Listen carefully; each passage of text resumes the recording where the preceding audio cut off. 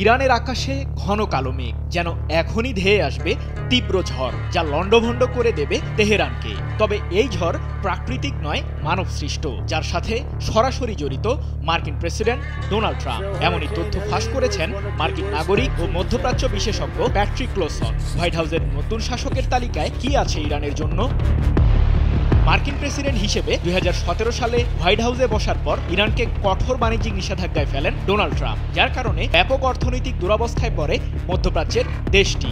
অঞ্চলটিতে যুক্তরাষ্ট্রসহ পশ্চিমাদের নিয়ন্ত্রণ ভাঙতে সবসময় মরিয়া ইরানের সর্বোচ্চ ধর্মীয় নেতা আয়াতুল্লাহ আলী খামেনি। তেহরান যাতে পারমাণবিক অস্ত্র তৈরির মাধ্যমে মধ্যপ্রাচ্যে প্রভাব বিস্তার করতে না পারে, সে লক্ষ্যেই দফায় দফায় নিষেধাজ্ঞা জারি করে মার্কিন প্রশাসন। ডোনাল্ড ট্রাম্প আবারও যুক্তরাষ্ট্রের প্রেসিডেন্ট হিসেবে নির্বাচিত হলে মধ্যপ্রাচ্য ইস্যুতে তার পরিকল্পনা নিয়ে বিভিন্ন মহলে গুঞ্জন ওঠে।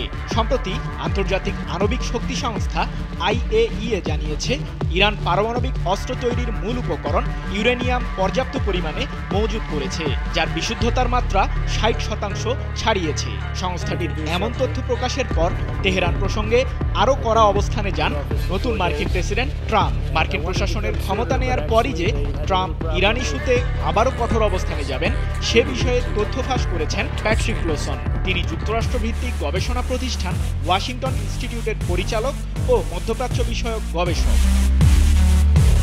প্যাট্রিক ক্লোসনের বরাতে সংবাদ মাধ্যম ইরান ইন্টারন্যাশনাল জানিয়েছে, ট্রাম্প প্রশাসন প্রথম দিন থেকেই ইরানকে ঘিরে অতিরিক্ত কি পদক্ষেপ নেওয়া যায় সে বিষয়ে ভাববে। ম্যাক্সিমাম প্রেসার 2.0 স্ট্র্যাটেজির দিকে ইঙ্গিত করে প্যাট্রিক বলেন, এই ধরনের পদক্ষেপ বাস্তবায়ন করতে আরও কিছু সময় লাগবে। ট্রাম্প প্রশাসন অগ্রাধিকারের ভিত্তিতে ইরানকে নিষেধাজ্ঞায় জড়াবে, বিশেষ করে রাশিয়ার বিরুদ্ধে আগে পদক্ষেপ নেবে। 2020 সালের জানুয়ারিতে ইরাকের রাজধানী বাগদাদে ইরানের ইসলামিক বিপ্লবী গার্ড কর্পস IRGCর কমান্ডার মেজর জেনারেল কাশেম সোলাইমানিকে ড্রোন হামলায় হত্যা করে যুক্তরাষ্ট্র। সেই হামলায় তৎকালীন ও যুক্তরাষ্ট্রের বর্তমান প্রেসিডেন্ট ডোনাল্ড ট্রাম্প জড়িত ছিলেন বলে তেহরান অভিযোগ করে। IRGCর সাবেক ওই কর্মকর্তার হত্যার প্রতিশোধ নিতে ইরান ট্রাম্পের ওপর হামলা চালাতে পারে।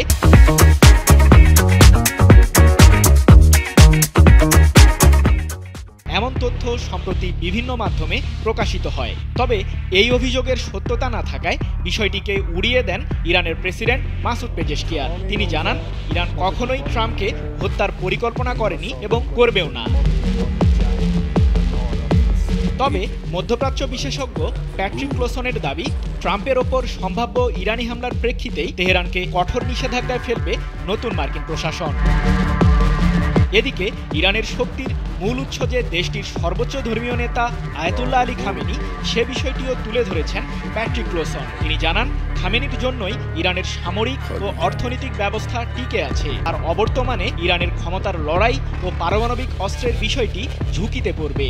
সৃজন মাহমুদ, নিউজ 24।